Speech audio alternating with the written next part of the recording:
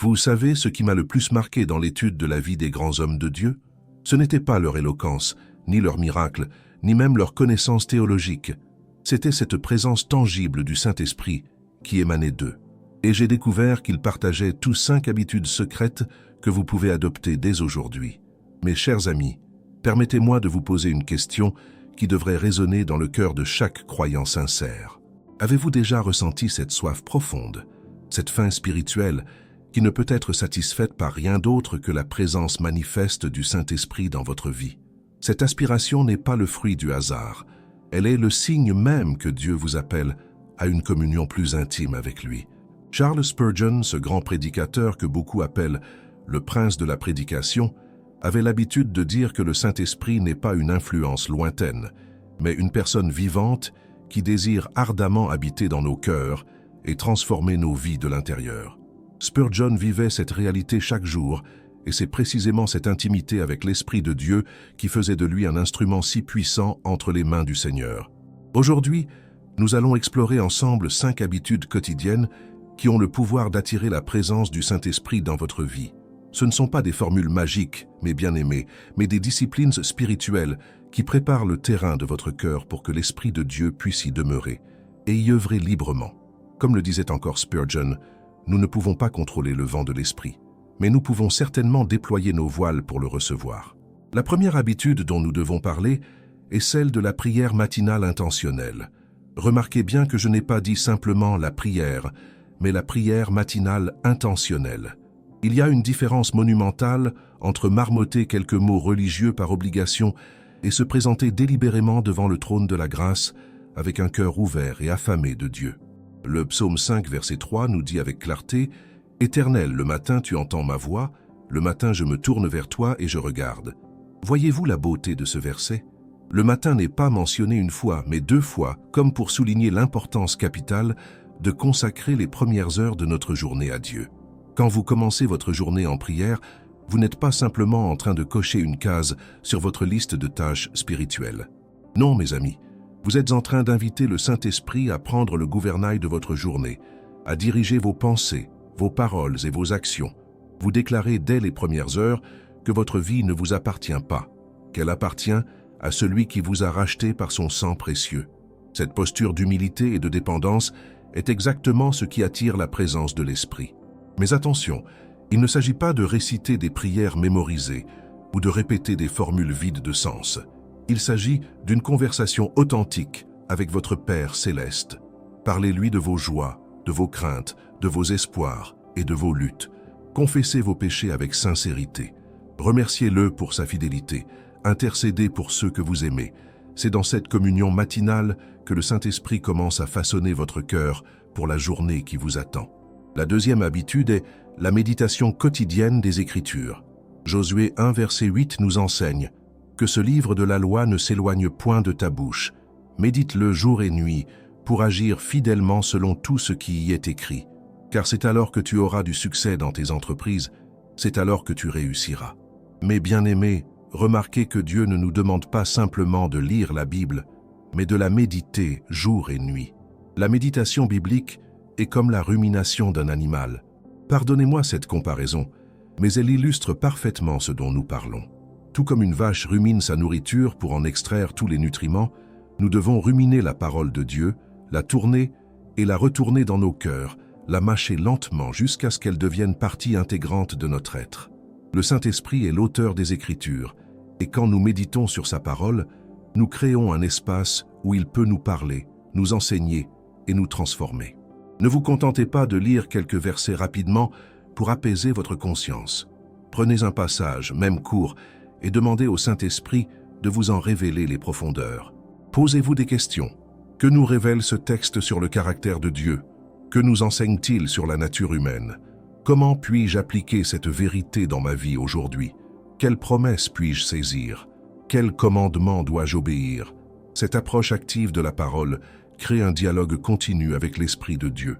La troisième habitude qui attire le Saint-Esprit est la pratique de la gratitude consciente tout au long de la journée. L'apôtre Paul nous exhorte dans 1 Thessaloniciens 5, verset 18 « Rendez grâce en toutes choses, car c'est à votre égard la volonté de Dieu en Jésus-Christ. » Mes amis, Avez-vous saisi la portée de ces mots?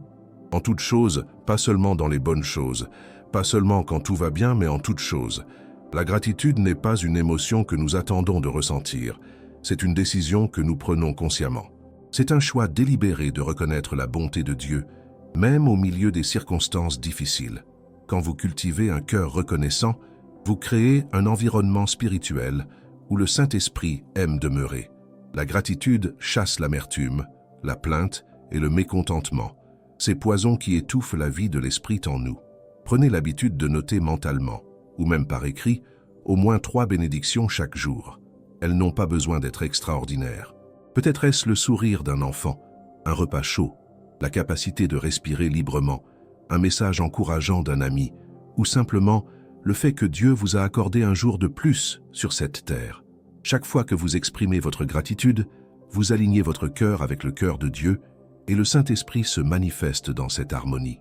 Si vous ressentez le désir d'approfondir votre relation avec le Saint-Esprit et de vivre une transformation authentique dans votre communion avec Dieu, je vous invite à découvrir notre guide pratique 21 jours pour restaurer votre intimité avec Dieu. Vous trouverez le lien dans le premier commentaire fixé sous cette vidéo. C'est un outil précieux qui vous accompagnera dans votre cheminement spirituel. Et si ce message touche votre cœur, n'hésitez pas à vous abonner à cette chaîne pour ne manquer aucun enseignement qui pourrait nourrir votre âme et fortifier votre foi. La 4e habitude qui ouvre grand les portes de votre cœur à la présence du Saint-Esprit est celle du jeûne spirituel régulier. Je sais que ce mot peut en effrayer certains d'entre vous, mais permettez-moi de vous expliquer ce que le jeûne représente réellement dans la vie d'un croyant qui désire marcher dans l'intimité avec Dieu. Le jeûne n'est pas une pratique destinée à impressionner Dieu ou à gagner ses faveurs par nos propres efforts. Non, mes bien-aimés, le jeûne est un acte de consécration volontaire par lequel nous déclarons que notre faim de Dieu est plus grande que notre faim physique. C'est un moyen puissant de briser les chaînes de la chair et d'affûter notre sensibilité spirituelle. Jésus lui-même nous a enseigné sur le jeûne, et remarquez qu'il n'a pas dit « si vous jeûnez », mais « quand vous jeûnez » dans Matthieu 6, verset 16, présumant ainsi que cette discipline ferait partie intégrante de notre vie spirituelle. Quand vous vous abstenez de nourriture pour une période déterminée, que ce soit quelques heures ou plusieurs jours, quelque chose de profond se produit dans votre être intérieur. Votre dépendance naturelle envers les choses matérielles est ébranlée et vous prenez conscience de manière viscérale que l'homme ne vit pas de pain seulement, mais de toute parole qui sort de la bouche de Dieu. Cette prise de conscience crée une ouverture dans votre âme, un espace sacré où le Saint-Esprit peut se mouvoir avec liberté et puissance. Le jeûne amplifie votre vie de prière. Il intensifie votre capacité à entendre la voix de Dieu.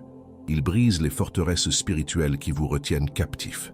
Dans Ésaïe 58, Dieu nous révèle le type de jeûne qui lui est agréable, celui qui brise les chaînes de l'injustice, qui libère les opprimés, qui partage le pain avec celui qui a faim. Voyez-vous, mes amis, le véritable jeûne n'est jamais égocentrique. Il nous pousse toujours vers une plus grande compassion et une plus grande sainteté. Je vous encourage à commencer modestement si cette pratique est nouvelle pour vous.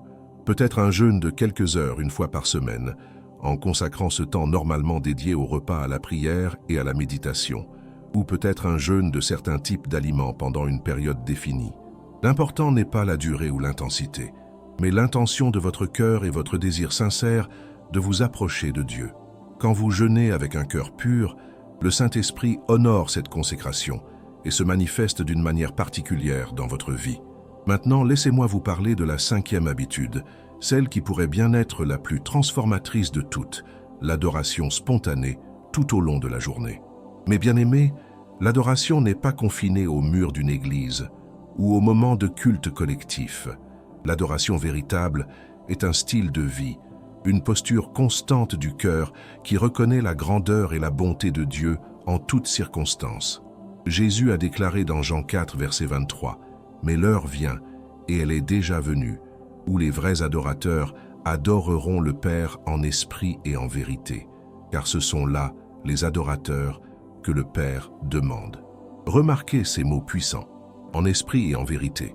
L'adoration qui attire le Saint-Esprit n'est pas une performance extérieure, ce n'est pas une question de mélodie parfaite ou de paroles éloquentes. C'est une expression authentique de l'amour et de la révérence qui jaillissent d'un cœur touché par la grâce divine. L'adoration spontanée, c'est cette capacité de lever votre cœur vers Dieu à n'importe quel moment de la journée. Vous êtes en train de conduire votre voiture et soudain vous êtes submergé par la reconnaissance de sa bonté. Adorez-le dans ce moment. Vous contemplez un coucher de soleil et vous êtes émerveillé par sa création. Offrez-lui votre louange. Vous traversez une épreuve et malgré la douleur, vous choisissez de proclamer sa fidélité. C'est de l'adoration dans sa forme la plus pure. Cette habitude d'adoration constante transforme radicalement votre perspective sur la vie. Au lieu de vous concentrer sur vos problèmes, vos manquements ou vos circonstances difficiles, vous fixez vos yeux sur celui qui est digne de toute louange. Et dans cette focalisation sur Dieu, quelque chose de merveilleux se produit. Le Saint-Esprit envahit votre être, apportant paix, joie et force surnaturelle. L'adoration crée un climat spirituel où l'Esprit de Dieu se plaît à demeurer et à œuvrer. Je veux que vous compreniez quelque chose d'essentiel, mes amis. L'adoration n'est pas un moyen de manipuler Dieu pour obtenir ce que vous désirez. L'adoration authentique n'est pas transactionnelle. Nous n'adorons pas Dieu pour ce qu'il peut nous donner, mais pour qui il est. Nous l'adorons parce qu'il est saint, parce qu'il est juste, parce qu'il est amour, parce qu'il est fidèle, parce qu'il est éternel. Quand votre adoration découle de cette compréhension pure de sa nature divine, le Saint-Esprit est irrésistiblement attiré vers vous. Permettez-moi de vous partager une vérité profonde qui pourrait changer votre compréhension de ces 5 habitudes. Ces pratiques spirituelles ne sont pas des exercices isolés que vous cochez sur une liste quotidienne. Non, elles sont interconnectées, tissées ensemble comme les fils d'une tapisserie divine. La prière matinale prépare votre cœur pour méditer les Écritures. La méditation des Écritures nourrit votre gratitude.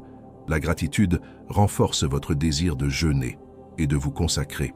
Le jeûne affine votre capacité à adorer et l'adoration vous ramène à une prière plus profonde. C'est un cercle vertueux qui attire continuellement la présence du Saint-Esprit dans votre vie. Mais je dois vous avertir avec amour et franchise, ces habitudes exigent de la discipline et de la persévérance. Nous vivons dans une époque où tout va vite, où nous voulons des résultats instantanés, où nous recherchons la gratification immédiate. La vie spirituelle ne fonctionne pas ainsi. Cultiver ces habitudes, c'est comme cultiver un jardin. Vous devez labourer le sol de votre cœur, planter les semences de ces disciplines, les arroser avec constance, arracher les mauvaises herbes de la négligence et de la distraction, et attendre patiemment que Dieu donne la croissance. Il y aura des jours où vous ne ressentirez rien, des matins où la prière semblera creuse, des moments où les Écritures vous paraîtront sans vie, des périodes où la gratitude sera difficile à exprimer, des jeûnes qui vous sembleront vides de sens, des tentatives d'adoration qui vous laisseront indifférents. Mais ne vous découragez pas, mes bien-aimés. La présence du Saint-Esprit ne se mesure pas toujours par vos émotions ou vos sensations. Parfois, c'est dans les moments de sécheresse apparente que l'œuvre la plus profonde s'accomplit dans votre être intérieur. Rappelez-vous les paroles de Galates 6, verset 9. « Ne nous lassons pas de faire le bien, car nous moissonnerons au temps convenable si nous ne nous relâchons pas. » Cette promesse s'applique parfaitement à ces habitudes spirituelles. Si vous persévérez avec fidélité, si vous maintenez ces disciplines même quand vous ne voyez pas de résultats immédiats, je vous promets sur l'autorité de la parole de Dieu que vous moissonnerez une récolte spirituelle abondante. Le Saint-Esprit honorera votre fidélité et votre consécration. Maintenant que nous avons identifié ces 5 habitudes puissantes, il est crucial de comprendre comment les intégrer véritablement dans le tissu de votre vie quotidienne. Car voyez-vous, mes amis, connaître la vérité et vivre la vérité sont 2 choses radicalement différentes. Jacques 1, verset 22, nous met en garde avec clarté. Mettez en pratique la parole et ne vous bornez pas à l'écouter en vous trompant vous-même par de faux raisonnements. Beaucoup de croyants accumulent des connaissances bibliques, écoutent d'innombrables prédications, lisent des livres chrétiens, mais leur vie demeure stérile parce qu'ils n'appliquent jamais ce qu'ils apprennent. Ils ressemblent à quelqu'un qui se regarde dans un miroir, voit ce qui doit être corrigé, puis s'en va en oubliant aussitôt ce qu'il a vu. Ne soyez pas comme ces personnes, mes bien-aimés. Prenez ce que vous entendez aujourd'hui et transformez-le en action concrète dès demain matin. Permettez-moi de vous donner quelques conseils pratiques pour établir ces habitudes de manière durable. Premièrement, commencez petit, mais commencez immédiatement. Ne vous dites pas que vous attendrez le moment parfait ou que vous commencerez lundi prochain. Le moment idéal pour commencer à cultiver ces habitudes, c'est maintenant, aujourd'hui même. Si vous n'avez jamais prié le matin, commencez par 5 minutes demain. Si vous n'avez jamais médité les Écritures, prenez un seul verset et passez 10 minutes à le ruminer. L'important n'est pas de tout faire parfaitement dès le début, mais de faire le premier pas. Deuxièmement, créer des routines intentionnelles. Notre cerveau fonctionne par habitude et automatisme. Quand vous associez ces disciplines spirituelles à des moments précis de votre journée et à des actions spécifiques, elles deviennent progressivement une seconde nature. Par exemple, décidez que chaque matin, avant même de consulter votre téléphone ou de prendre votre petit déjeuner, vous passerez du temps en prière. Associez la lecture de la Bible à votre tasse de café matinale. Établissez un rappel sur votre téléphone à midi pour exprimer votre gratitude. Ces structures aident énormément à maintenir la constance. Troisièmement, trouvez un partenaire de responsabilité. La vie spirituelle n'est pas destinée à être vécue dans l'isolement. Ecclésiaste 4, verset 9 nous rappelle « Deux valent mieux qu'un parce qu'ils retirent un bon salaire de leur travail ». Trouvez un frère ou une sœur en Christ avec qui vous pouvez partager vos objectifs spirituels, quelqu'un qui vous encouragera dans les moments difficiles, qui priera pour vous et à qui vous devrez rendre compte de votre progression. Cette dimension communautaire est un cadeau de Dieu pour nous aider à persévérer. Quatrièmement, tenez un journal spirituel. Prenez quelques minutes chaque soir pour écrire ce que le Saint-Esprit vous a enseigné durant la journée, les réponses à vos prières, les versets qui ont touché votre cœur, les moments où vous avez ressenti sa présence. Ce journal deviendra un trésor inestimable, un témoignage vivant de la fidélité de Dieu dans votre vie. Dans les périodes de doute ou de sécheresse spirituelle, vous pourrez le relire et vous souvenir de tout ce que Dieu a accompli. Mais au-delà de ces conseils pratiques, il y a quelque chose de fondamental que vous devez comprendre. Ces 5 habitudes ne sont pas des fins en elles-mêmes. Elles sont des moyens, des instruments que Dieu utilise pour vous transformer à l'image de son Fils. Le but ultime n'est pas de devenir une personne disciplinée qui pratique des rituels religieux, mais de devenir un vase purifié et consacré que le Saint-Esprit peut remplir et utiliser pour la gloire de Dieu. Romains 12, verset 1 nous exhorte « Je vous exhorte donc, frères, par les compassions de Dieu, à offrir vos corps comme un sacrifice vivant, saint, agréable à Dieu, ce qui sera de votre part un culte raisonnable. » Voyez-vous cette expression puissante, un sacrifice vivant. Contrairement au sacrifice de l'Ancien Testament qui était mis à mort, nous sommes appelés à être des sacrifices vivants, consacrés entièrement à Dieu, tout en continuant à vivre notre vie quotidienne. Ces habitudes sont les moyens par lesquels nous maintenons cette consécration jour après jour. Il est également essentiel de reconnaître que le Saint-Esprit n'est pas une force impersonnelle que nous manipulons par nos pratiques religieuses. Il est une personne divine, le Dieu vivant qui habite en nous.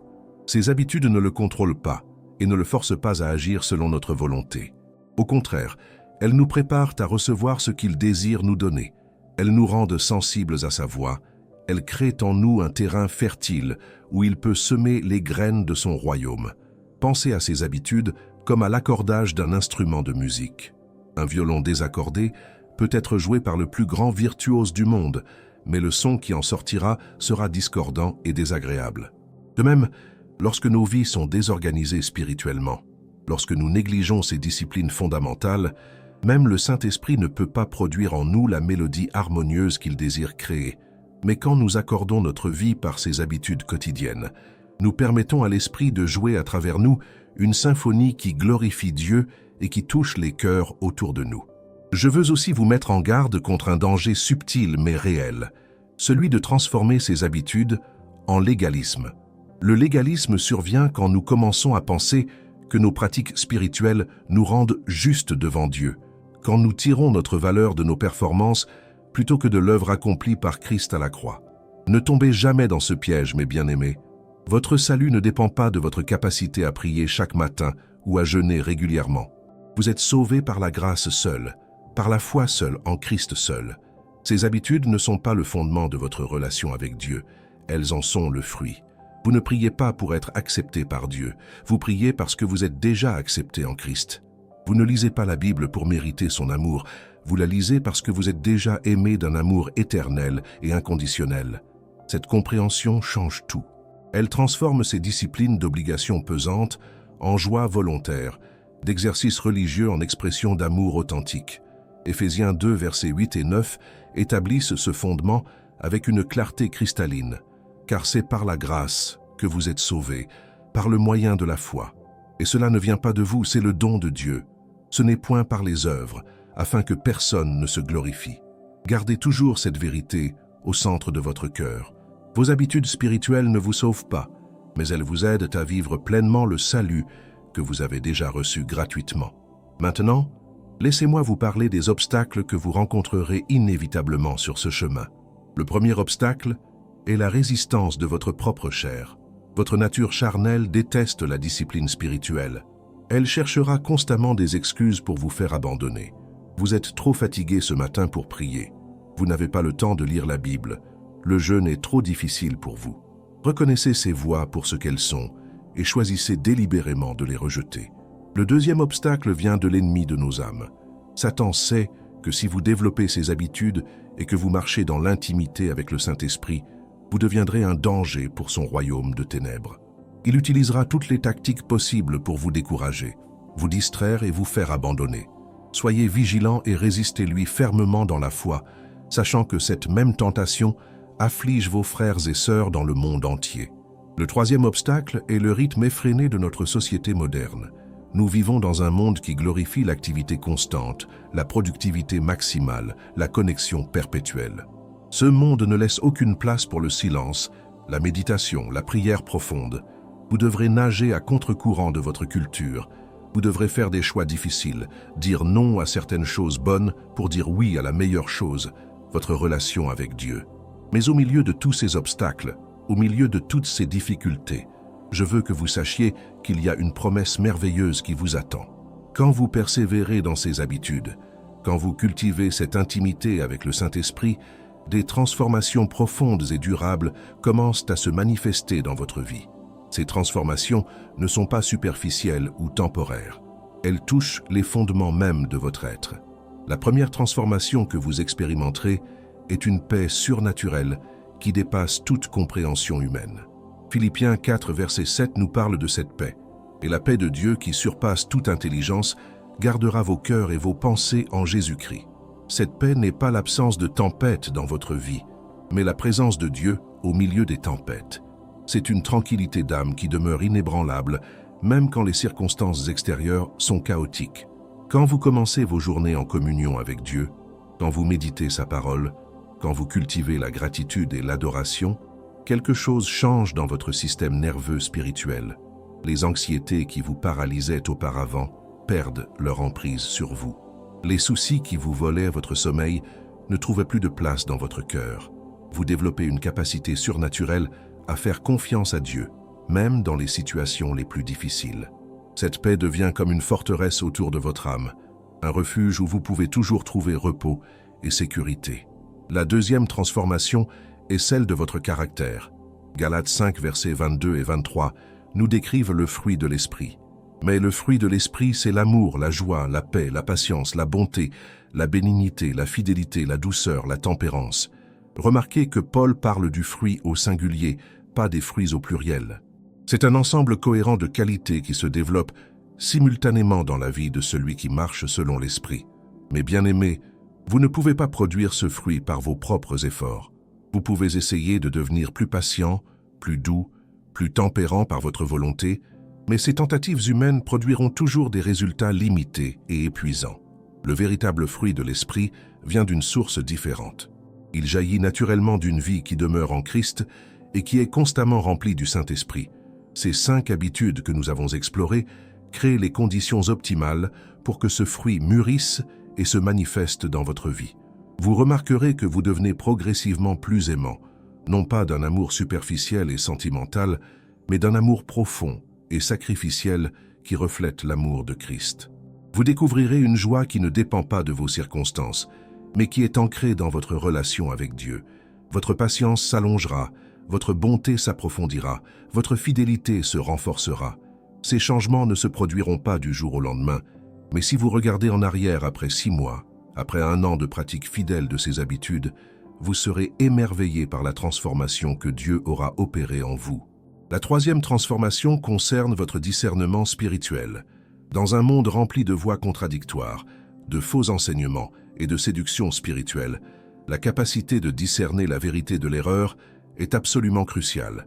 Jean 10, verset 27 nous dit « Mes brebis entendent ma voix, je les connais et elles me suivent ». Quand vous passez du temps quotidien en communion avec le bon berger, vous apprenez à reconnaître sa voix avec une clarté croissante. Le Saint-Esprit vous donnera une intuition spirituelle qui vous permettra de détecter rapidement ce qui vient de Dieu et ce qui vient d'autres sources. Vous serez capable de reconnaître les contrefaçons spirituelles, même quand elles sont enveloppées dans un langage religieux séduisant. Cette capacité de discernement vous protégera de nombreux pièges et vous guidera dans les choix importants de votre vie. Elle vous permettra également d'aider d'autres croyants qui luttent pour trouver leur chemin dans la confusion spirituelle de notre époque. La quatrième transformation est celle de votre efficacité dans le service du royaume de Dieu. Jésus a déclaré dans Jean 15, verset 5, « Je suis le cep, vous êtes les sarments. Celui qui demeure en moi et en qui je demeure porte beaucoup de fruits, car sans moi, vous ne pouvez rien faire. » Ces paroles sont à la fois humiliantes et libératrices. Humiliantes parce qu'elles nous rappellent notre complète dépendance. Libératrices parce qu'elles nous libèrent de la pression de produire des résultats par nos propres forces. Quand vous marchez dans l'intimité avec le Saint-Esprit grâce à ses habitudes quotidiennes, votre ministère, quel qu'il soit, devient infiniment plus fructueux. Ce n'est plus vous qui œuvrez, mais Christ qui œuvre à travers vous. Vos paroles portent un poids spirituel qu'elles n'avaient pas auparavant. Vos prières deviennent plus efficaces. Votre témoignage touche les cœurs avec une puissance nouvelle. Les dons spirituels que Dieu vous a accordés fonctionnent avec une plus grande fluidité et une plus grande précision. Vous constaterez également que Dieu commencera à vous utiliser de manière que vous n'auriez jamais imaginée. Des portes d'opportunité s'ouvriront. Des personnes seront placées sur votre chemin qui ont désespérément besoin de ce que Dieu a déposé en vous. Vous deviendrez un canal de bénédiction pour votre famille, votre Église, votre communauté. Et le plus merveilleux dans tout cela, c'est que vous saurez au fond de votre cœur que ce n'est pas votre œuvre, mais l'œuvre du Saint-Esprit qui vit en vous. La cinquième transformation touche votre relation avec les Écritures. Au début, la Bible peut sembler un livre ancien et distant, difficile à comprendre et à appliquer. Mais quand vous méditez quotidiennement la parole de Dieu dans la présence du Saint-Esprit, quelque chose de merveilleux se produit. Les Écritures deviennent vivantes et actives. Hébreux 4, verset 12 nous dit « Car la parole de Dieu est vivante et efficace, plus tranchante qu'une épée quelconque à deux tranchants, pénétrante jusqu'à partager âme et esprit, jointures et moelle. Elle juge les sentiments et les pensées du cœur. » Vous commencerez à voir des connexions entre différents passages que vous n'aviez jamais remarqués auparavant. Des versets que vous aviez lus des dizaines de fois prendront soudainement une signification nouvelle et profonde. La parole de Dieu ne sera plus simplement une collection d'histoires anciennes ou de principes moraux, mais elle deviendra une lettre d'amour personnel que votre Père céleste vous adresse directement. Elle sera une lampe à vos pieds et une lumière sur votre sentier, vous guidant à travers les complexités et les incertitudes de la vie moderne. Permettez-moi maintenant de vous parler d'une transformation qui pourrait bien être la plus précieuse de toutes, une intimité croissante avec Dieu lui-même. Au fond, c'est ce que toute âme humaine recherche désespérément, souvent sans même en être consciente. Nous avons été créés pour la communion avec notre Créateur. Augustin d'Hippone a exprimé cette vérité avec une beauté poignante quand il a écrit « Tu nous as fait pour toi, Seigneur, et notre cœur est sans repos tant qu'il ne demeure en toi. » Ces 5 habitudes que nous avons explorées ne sont pas des fins en elles-mêmes, je le répète encore. Elles sont des chemins qui mènent à cette destination ultime. Connaître Dieu intimement, marcher avec lui quotidiennement, l'aimer suprêmement. Quand vous persévérez dans ces disciplines spirituelles, vous découvrirez que Dieu n'est plus un concept théologique abstrait ou une figure lointaine quelque part dans les cieux. Il devient votre ami le plus proche, votre conseiller le plus sage, votre réconfort le plus sûr, votre joie la plus grande. Cette intimité avec Dieu transforme absolument tout dans votre existence. Les réussites de ce monde perdent leur pouvoir de vous enorgueillir, car vous savez que toute bonne chose vient de Dieu. Les échecs perdent leur pouvoir de vous écraser, car votre identité est enracinée en Christ, pas dans vos performances. Les opinions des autres perdent leur pouvoir de vous contrôler, car vous cherchez l'approbation de Dieu seul. Les plaisirs temporels perdent leur pouvoir de vous séduire, car vous avez goûté à quelque chose d'infiniment meilleur. Psaume 16, verset 11, exprime cette réalité avec une beauté sublime. Tu me feras connaître le sentier de la vie. Il y a d'abondantes joies devant ta face, des délices éternelles à ta droite. Mes bien-aimés, c'est là que ces habitudes vous conduisent, dans la présence même de Dieu, où se trouvent des joies abondantes et des délices éternelles. Aucun plaisir terrestre ne peut se comparer à la satisfaction profonde que procure cette communion avec le Dieu vivant. Mes bien-aimés, nous arrivons à la fin de ce message, mais j'espère sincèrement que ce n'est que le début d'un nouveau chapitre dans votre vie spirituelle. Ces 5 habitudes quotidiennes, la prière matinale intentionnelle, la méditation des Écritures, la gratitude consciente, le jeûne spirituel régulier et l'adoration spontanée ne sont pas de simples suggestions ou des options parmi d'autres. Ce sont des disciplines éprouvées par le temps, pratiquées par les saints de tous les âges, qui ouvrent grand les portes de votre cœur à la présence transformatrice du Saint-Esprit. Je vous lance aujourd'hui un défi. Commencez dès demain matin. Ne remettez pas à plus tard ce que Dieu vous appelle à faire maintenant. Choisissez au moins une de ces habitudes et engagez-vous à la pratiquer fidèlement pendant 21 jours. Les scientifiques nous disent qu'il faut environ 3 semaines pour former une nouvelle habitude. Donnez-vous cette chance. Donnez à Dieu cette opportunité de transformer votre vie de l'intérieur. Si vous désirez aller plus loin dans votre cheminement spirituel et recevoir un accompagnement structuré pour restaurer votre intimité avec Dieu, je vous encourage vivement à vous procurer notre guide 21 jours pour restaurer votre intimité avec Dieu. Le lien se trouve dans le premier commentaire fixé sous cette vidéo. Ce n'est pas simplement un livre, c'est un compagnon de route qui vous guidera pas à pas vers une communion plus profonde avec le Saint-Esprit. Merci du fond du cœur d'avoir pris le temps de regarder cette vidéo jusqu'au bout. Votre présence ici témoigne de votre soif spirituelle et de votre désir sincère de grandir dans votre foi. Si ce message a touché votre cœur, je vous invite chaleureusement à vous abonner à cette chaîne, à activer les notifications pour ne manquer aucun enseignement et à laisser un commentaire pour partager comment Dieu travaille dans votre vie. Votre témoignage pourrait encourager des milliers d'autres personnes qui cheminent sur la même route que vous. N'oubliez pas non plus de cliquer sur le pouce vers le haut si cette vidéo vous a été utile. D'autres vidéos apparaîtront bientôt sur votre écran, remplies d'enseignements qui nourriront votre âme et fortifieront votre foi. Continuez à regarder, continuez à apprendre, continuez à grandir. Que la grâce de notre Seigneur Jésus-Christ, l'amour de Dieu le Père et la communion du Saint-Esprit soient avec vous tous. Amen.